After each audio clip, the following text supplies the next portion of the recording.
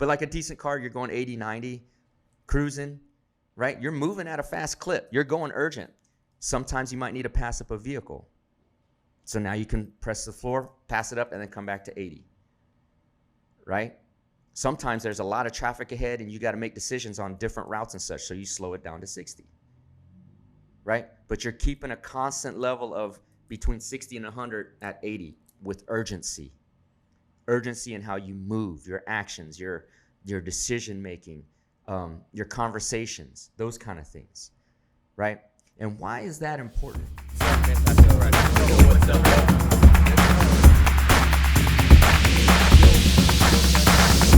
Bam. Yo, what is up, everybody? This is the End-to-End Podcast. I'm your host, Dr. Yun Win, and as you know, my friends call me Ninja. You can call me Ninja too.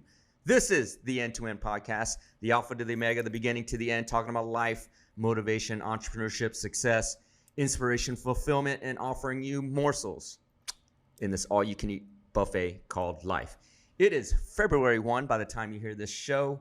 We're recording on February 1, but it is a cold time in Houston, Texas. Glad to be back in the studio. Almost halfway done with my 75 hard evolution this first time in the year. It's an exciting time, man. We are 1/12 done with the year, 10% done almost. So have you spent your start of 2023? Mine has been fantastic, and it is only going up from here. Hopefully yours is too. Once again, I want to remind you that please do like, comment, and share the show. Most importantly, came up with a new expression. I don't know how you feel about it, but if your knowledge got swole, share the show, because that's how we grow. So please do share the show. And for all of you who have been following and supporting us, thank you so very much. I always like to start the show with a little bit of gratitude. Thank you so much. The support, the sharing, the views, the comments have been phenomenal. Please continue to do so. It just warms my heart to know that the message is getting out there. As you all know, or if you're new to the show, our mission is to positively influence and inspire 1 billion lives across the planet.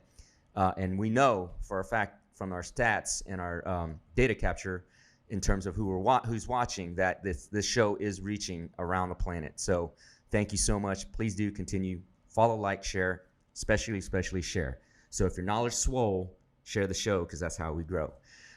Today's topic, I'm going to talk about pace. Okay, pace, because we're already 10% done with the year. So how fast or how urgently did you move in the first month of January, now that we're starting February? And with respect to pace, I want to go back to the grade school fable or tale that we heard, which was the race between the rabbit and the hare. And if you've never heard it, because this is going around the world, it's a race to a finish line between a tortoise and the hare. And to paraphrase it, the race goes off, the hare takes off in a sprint, and the tortoise is moving exceptionally slow. 1 foot, and the hare, it just takes off in a sprint. So along the way, the hare looks back and he sees that he has such a great lead on the tortoise that he pulls off the trail and he takes a nap. And he's so comfortable with the nap that over time, the tortoise, slow, actually passes up the hare while the hare is sleeping. And the tortoise gets close to the finish line just as the hare wakes up. And then the hare tries to sprint and catch up, but then the tortoise finishes the race before the hare. And so the tortoise wins the race. We all learned this. I don't remember what grade, probably kindergarten, first or second grade in America. But I'm sure there's a story like that all throughout the world. And the moral of that story or tale the tale was that slow and steady wins the race. In the world of business, success, and all that, what we're trying to do here, nothing could be further from the truth. Slow and steady does not win the race. Okay? I'm going to say that again. Nothing can be further from the truth in the world of business, competition, success, motivate, all that. Slow and steady does not win the race. What slow and steady does is keeps you average. Okay? The reason being is that we all know that in the business world, in the success world, competition exists. Competition is everything.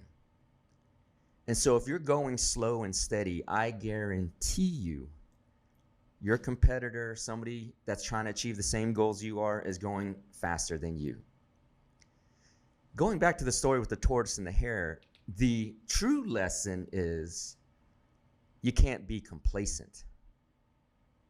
You see, had the hare just run the race and stayed focused, dialed in, disciplined, motivated on the goal of winning, the hare would not have pulled off to the side and taken a nap. Undoubtedly, the hare would win the race. So it's not slow and steady wins the race. It's staying focused, dialed in, disciplined. It's going to win the race. At speed, okay? At speed, at a solid pace. I'm going to get to this in a minute. So the question is at what pace? And I'm going to get to that in a minute. But fast wins the race. Focused on the goal, dialed in on the goal, disciplined on the goal, persistent on the goal, consistent on the goal. That's what wins the race in life. Okay? So the moral of that story is don't get complacent. Because what's going to happen along the way is you're going to get success. You're going to, if you're on it, you're going to see the gap between you and your competitor widen because you're putting in the work consistently, persistently, with energy and effort. And that gap is going to widen. But that's when you actually got to turn it on more. Right? You're going to, like me, I'm going to get wins along the way in my law practice or in the businesses I run. I'm going to get wins. And it's very, very easy to get complacent after wins. Hey, I got there. I did this. Oh, man, I feel good about myself. I can take a break. Let me rest. I got time. That's complacency. Versus staying on it, staying on it, staying on it, staying on it. That is the moral of the story to win the race. Okay? That is the moral of the story. Not slow and steady. It's avoid complacency. It's easy. It's so easy. I promise you. Anybody who's gotten to a level of success or has won anything or done anything, it's very, very easy to take some time off, to take a day off. Let me go on vacation. I got a huge win. Let me celebrate this. No. Yes, enjoy it. Feel it. Understand it. Internalize the successes. Maybe take a day off, perhaps. But you knowing your industry and you knowing where you are, don't take too much time off where your competitors now catch up. Because then they get encouraged. They get emboldened. They get their momentum moving. And it makes it harder now because you've stopped. And you've got to start that momentum again when they're already getting new momentum because they saw you becoming complacent. Okay, so that's the first thing I want to talk about, pace. Is that it's not slow and steady. It's aggressive, fast-moving, with intention, and avoiding complacency. Okay? The second thing about success in life, people think that it is a race. You hear that expression all the time. It's a marathon. It's not a sprint. That implies that actually it's a race and there's a finish line. The reality is there is no finish line. Okay, your finish line is when you're 6 feet under or cremated, when you die in this world of success and entrepreneurship. There is no moment where you say, I'm done. I've succeeded enough. Because it's inherently, it doesn't jive. Because people that reach to a great level of success, what? Get fulfilled through more success. Right? So there is no finish line for success. There is no finish line for accomplishment. I will say there is a sense of fulfillment and accomplishment along the way where you can say, hey, this feels good. You know, I set out a goal. I did it. You know, maybe it's make $1 million, make 10 million, make 100 million, make a B. Whatever it is, however you measure it, you can say, hey, I reached the goal and I'm fulfilled. But there's no finish line. There is no finish line to success. It is a lifelong pursuit. So many times you see guys that or gals or people that quote retire and try to just coast down the sunset years of their life. A lot of them are miserable. They're miserable. They might say, I love playing golf every day. Let's be serious. Who actually can play golf unless you're a professional golfer? And even those guys probably don't play it every day. But who actually gets pleasure out of playing golf every day in retirement? Sitting at the country club. How many times can you do it? It might be fun for the first week, maybe month, maybe year. But after that, really. And so the misery comes out of having no purpose or intent or goals for your life. So there's no finish line. There is no retirement for people that really are programmed or driven by achievement and accomplishment, which I assume you are because you're listening. There's no finish line other than death, because you are constantly trying to find that fulfillment. What's next? What's next? What's next? And you might say, well, that's just a miserable existence because you never win. Well, life isn't about quote unquote winning. It's about achieving and accomplishing, right? Though that is winning. And so when you're constantly leveling up, trying to achieve and accomplish, the winning is what all of your whole body of lifetime work, looking back and understanding that you've left a legacy in all the lives you've inspired or the impact you made to your community or the world globally. That is the quote winning, right? We're trying to make money. We're trying to get as wealthy as we can because that facilitates that. But a bank account number is not a finish line. The finish line is giving it all you've got over the course of your lifetime. And when you are on that last minute of your deathbed, right, going away with a smile on your face, knowing you left a mega legacy, impacting and inspiring your community, other people, whatever it is, that's the finish. That's the quote finish line. There's no finish line along the way. I promise you that. Again, because once you taste a little bit of success, what do you want? You want more, because you've proven to yourself that you can do it. So let me test myself on the next one and the next one. Let me test myself. People that are wired this way, that's what it is. So that whole expression, life is a marathon, it's not a sprint. No, it's not. That's a fable. That's a fiction. Life is a race. And sometimes you run at a marathon's pace, and sometimes you do have to sprint. And that brings me to my third point, which is, what is your pace? What is the pace at which you live your life? Okay? You might think, man, these ultra successful, and I'm not even ultra successful. I'm okay. I'm like here. But there are guys or gals that are way, way, way, way, way up here. You might think, man, they must go 100 miles an hour all the time. No, that's not the way it is. That's not the way it is. It's impossible to go 100 miles an hour all the time. Even Elon Musk needs a little bit of rest and sleep along the way.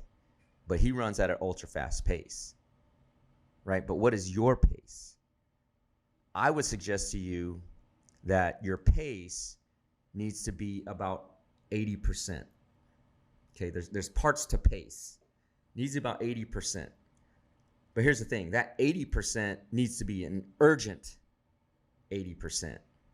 Meaning you're moving, you're thinking, you're acting, you're deciding, you're doing things at an 80% clip. But that clip is urgent.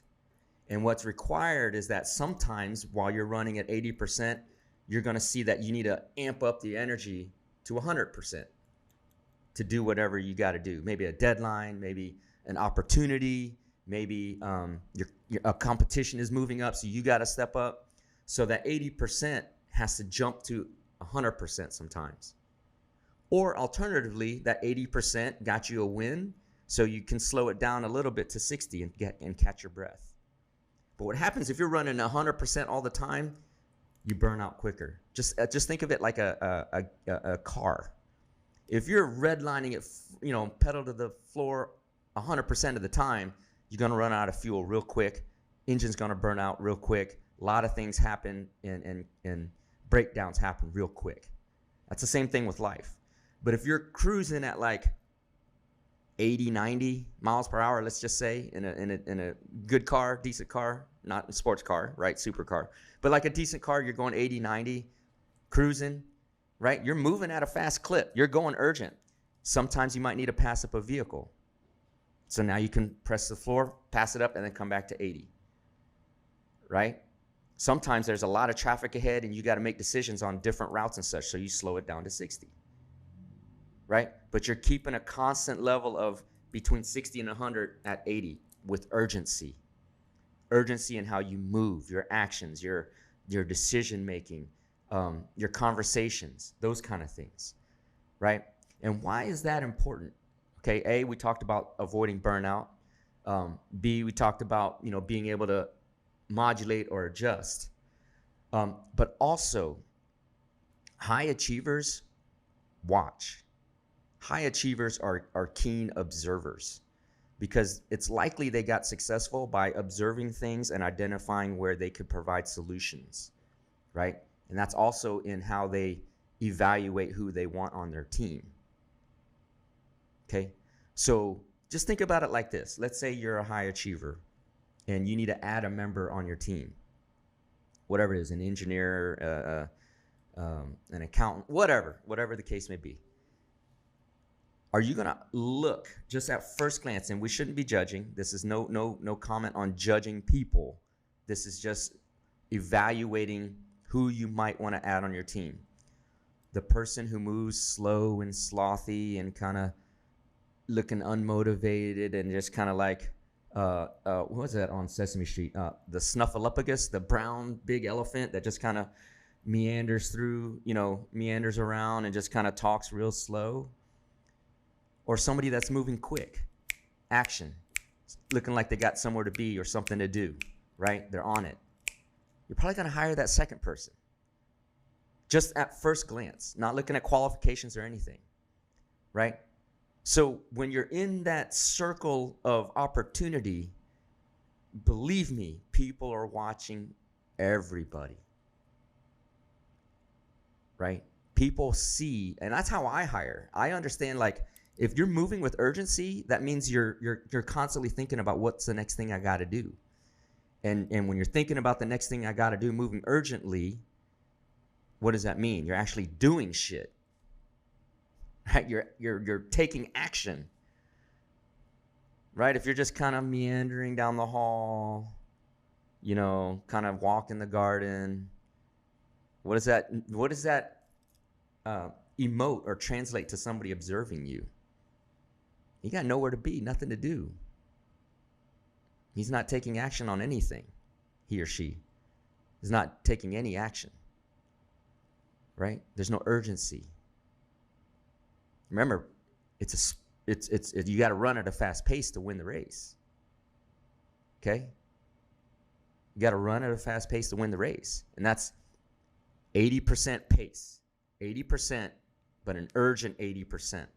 And here's the last thing I'll say about that, is that 80% is in it, that range of 60 to 100 when you're running at 80% urgent, that's not like this. It's not like moving along in a horizontal line. It's at an incline, a upward slope. So that 80% is constantly moving up, okay? Because you're trying to level up your game. And that's where fitness comes. That's where self-improvement comes. That's where reading comes. That's where having a good diet comes. That's how not abusing, substances comes into play. Obviously everybody likes a drink or two or occasionally smokes a little bit of whatever, but not abusing it. Because by adding these things to yourself, you're raising that 80% slope. So that 80% moves up. It's not a constant. It moves up. So what used to be 100% becomes the new 80%. The next 100% becomes the next 80%. Right? And that's why fitness is very important. A lot of times when I meet new people that, let's say I'm looking for somebody to add to my team and I meet two new people, I kind of shift the conversation into, hey, what, you work out? What do you do? If people's like, no, I don't work out, that means something to me, right? Because I work out. I know what it's like to push yourself. And if you don't work out, then I know you don't push yourself. You don't have discipline. Your fitness is obviously not important to you. But then other people rely on you, right? So is your fitness important to them? Meaning, if people rely on you and you're not in the best shape you can be, you're letting them down. So as far as a team, to try to get shit done, if you're not in shape, you might let us down. Because we're moving rapid, we're moving urgent. That takes good stamina, physical stamina. Takes good cardio, right? Takes sometimes digging really deep. And you guys that work out, you know what I'm talking about. Sometimes you got to dig deep to get the job done. Push yourself to failure, which is okay. It's okay to fail, knowing that you gave 100% to push yourself to failure, because then that creates a new level of boundaries for you, right? So fitness is important. What you eat. Hey, man, what's for lunch today? What you having for lunch? Oh, I'm going to McDonald's. Okay, then I know you got no discipline. And believe me, when you move up into these circles, the people that have gotten there will know. Will know whether to do business with you or not. They will just know, just through conversation. They're not having conversation just to kill time or, quote, get to know you. They're having conversation to figure out who you really are and whether they can either do business with you, bring you on, help you out, vouch for you even. Maybe you need a referral. People aren't going to blow their goodwill referring somebody that doesn't have it. That's political capital. Successful people don't burn because it's very valuable. Okay? So, kind of pulling it all together, pace is very important. Pace is very important. Going back to the turtle in the hare, you got to run, sprint, but don't get complacent. Okay? 2, there's no finish line. Life is not a race. There is fulfillment along the way, but there's no finish line to success. The finish line is your deathbed. I don't want to be morbid about it, but it is. It's a lifelong pursuit. There's no, hey, man, I think at 65, whatever I have, I'm going to stop. No. 65, you might stop what you're doing now and move on to something bigger or grander, but there's no stopping. There's no stopping. Okay? And the bigger or grander might be, hey, man, I'm going to stop working and putting my energy and time and effort in a nonprofit helping people. That's great. That's a new pursuit. That's not a finish line. Okay? So there is no finish line to the race of success. And then lastly, run your pace urgently at 80%. 80%, but that 80% continues to go up. Sometimes you got to speed up, sometimes you got to slow down. But go at 80% and constantly push that 80% higher, right?